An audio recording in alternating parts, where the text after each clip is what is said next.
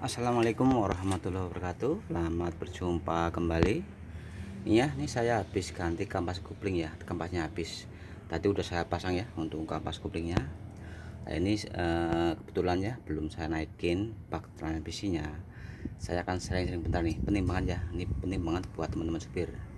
Nanti ya terkadang kan kita waktu kita nginjek pedal kopling itu keras, atau kadang-kadang kita waktu kita nginjek pedal kopling itu nggak balik, harus kita congkel pakai kaki atau pakai tangan ya, baru balik lagi. Kalau kita injek nggak balik lagi. Untuk giginya persneling bisa masuk, cuman injekan koplingnya nggak mau balik, harus kita congkel dikit baru balik. Untuk operan nggak masalah.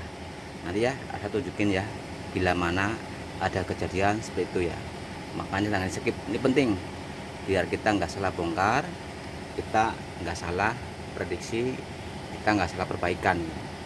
Ini sering terjadi ya, kadang-kadang kita pas lagi jalan injek kopling gigi bisa masuk nggak masalah, cuman pedalnya nggak balik, harus kita congkel pakai tangan atau pakai kaki baru bisa balik lagi.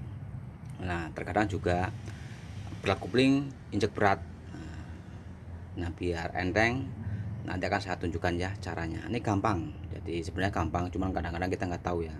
Untuk teman-teman yang udah senior pasti udah sering ngalamin ya, bahkan bisa perbaikan diri ya. Ya ini ya mumpung belum saya naikin ya transmisinya. Jadi pertama ya, kalau kita kan habis ganti, misalkan ya habis bongkar transmisi, habis ganti tegrup atau ganti kampas atau ganti kromis ya, atau ke gigi lain diganti atau laharnya, cek juga ini ya, cek lahar. Nah ini kan masih halus ya, kalau punya kasar ganti aja. Terus lahar roda kita juga kita cek, kita masuk pakai jari ya, kita puter-puter.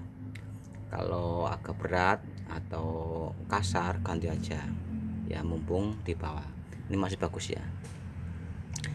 Ini ya saya lanjut tadi ya, misalkan ya untuk teman-teman ya, pertama misalkan pas kita nginjek kopling kok koplingnya nggak balik tapi gigi bisa masuk, nggak ada masalah, harus kita congkel pakai tangan atau pakai kaki, balik lagi. Nanti kadang-kadang diinjek nggak balik lagi, itu biasanya masalahnya di master kopling bawah ya, tuh yang di situ ya, ini di sini. Nah cuma di situ nih, di bawah sini ya, itu master kopling bawah dibuka bersin, biasanya banyak kerak.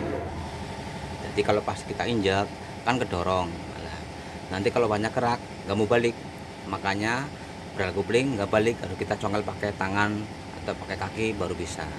Tapi untuk persneling nggak masalah, bisa masuk enak, cuma masalah pedal kopling aja ya, kalau kita injak nggak balik itu biasanya masalahnya di master bawah. Buka bersin aja, videonya udah ada ya, itu benar-benar terjadi ya.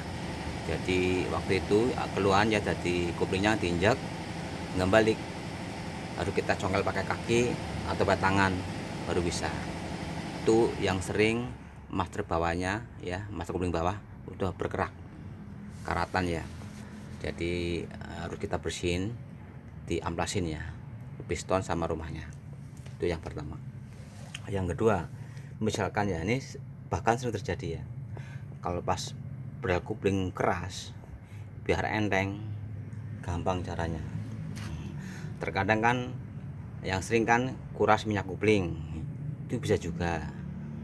Terkadang juga seperti tadi, koplingnya sedikit agak kerak, banyak kerak ya, juga bisa. Tapi yang paling sering di sini nih, nah ini trek lahar, ini tempatnya nih kan kering nih. Ini kalau kayak gini ini pasti keras injekannya. Tadi juga saya tanya mas supirnya ya, kadang-kadang emang keras pedalnya, biar empuk gampang caranya ya. Nah di sini ya saya kucilin pakai ini, pakai oli ini oli nih, ini oli bukan minyak, nih oli ya, kasih oli terus ini gerakin ya, maju mundur. Semakin licin ya semakin enteng pedal koplingnya. Ini kan kerak nih, ini selongsongannya ya, ini trek lahar, ini tempatnya nih, ini udah kering kerak, makanya kalau pas kita injak ini kan maju mundur, ini jalannya agak berat jadi enggak licin ya, makanya pedal kopling keras. Misalkan teman-teman ya biar enteng, gampang caranya, nggak usah turun bak transmisi nanti malah capek banyak kerjaan. Caranya gampang, nah, di sini ya. Nah ini kan sendokan nih atau garpu trek lahar nih, ini kan di sini ya, ini karetnya udah rusak nih, nanti kayak ganti ya. Karetnya buka dulu, nah dibuka, buka aja lah, pokoknya buka karetnya. Nah, setelah dibuka siapin oli, ada ya, ada tempatnya loh, beli ada yang kayak canting tuh ya, yang kalau kita pencet keluar oli ya.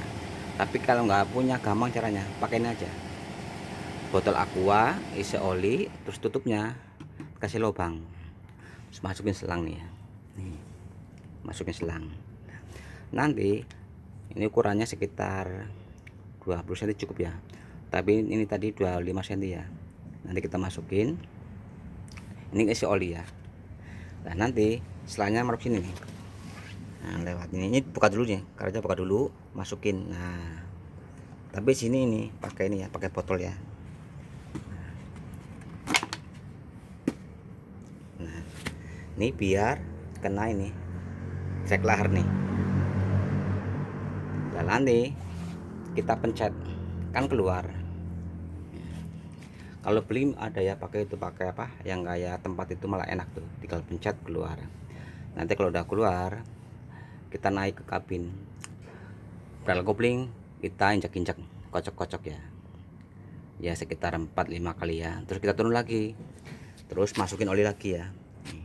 Ini di sini kayak gini. Nah pakai selang ya, dipencet ya, ini biar basah ya. Nah, setelah keluar olinya, pedal kopling injek-injek lagi ya. Nanti kan maju mundur kayak gini nih sendokannya nih, maju mundur ya. Semakin licin nanti pedal kopling semakin enteng, semakin empuk ya. Misalkan ada yang bertanya, wah nanti bahaya olinya nanti kena kampas. Enggak bakal kena kampas. Kenapa? Soalnya posisi kampas kopling itu di depan dekrup, dan posisi trek lahar di belakang dekrup, jadi nggak bakalan masuk ke kampas, paling netes ke bawah ya, nggak apa-apa, nggak masalah. Lakukan berulang-ulang ya, nggak cuma sekali 2 kali. Ini biar benar-benar basah, biar licin ya. Masukin oli ya, pakai selang nih ya, pakai selang nyampe sini ya. Nah, setelah masuk pedal koplingnya kocok-kocok, lakuin berulang-ulang, yakin pasti nanti pedal kopling jadi empuk, jadi enteng. Ini udah saya sering lakuin ya, kebetulan juga banyak banget ya teman-teman syukur yang udah pada ngelakuin, empuk ternyata ya. Itu ya tulang paling mudah dari sini.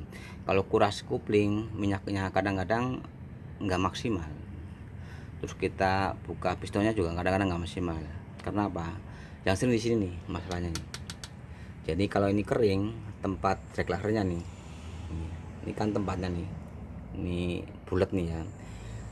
Kalau kering, maju mundurnya akan sedikit agak berat, makanya pedal kopling itu jadi keras ya.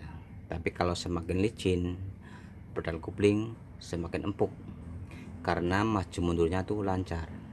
Ini cara kerjanya cuma maju mundur ya. Kalau kita nginjek kopling ini maju nih, nah kayak gini nih.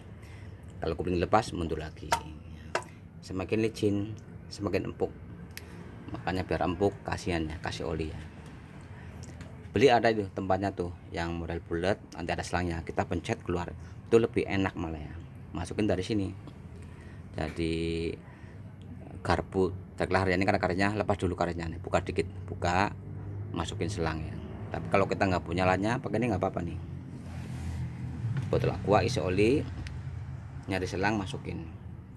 Nanti kita masukin dari sini, masukin olinya. Setelah masuk, pedal kopling kocok-kocok, terus masukin lagi. Setelah olinya masuk, pedal kopling kocok-kocok lagi, lakuin berulang-ulang, nanti semakin licin semakin empuk ya pedal koplingnya. Ini ya udah saya sering lakuin ya, semoga bermanfaat. Assalamualaikum warahmatullahi wabarakatuh. Ya ini mumpung belum saya naikin ya, jadi saya sering-sering ya. Ya sekarang saya masukin ini, mau saya bersihin dulu ya, saya bersihin, kasih oli ya biar empuk pedal koplingnya.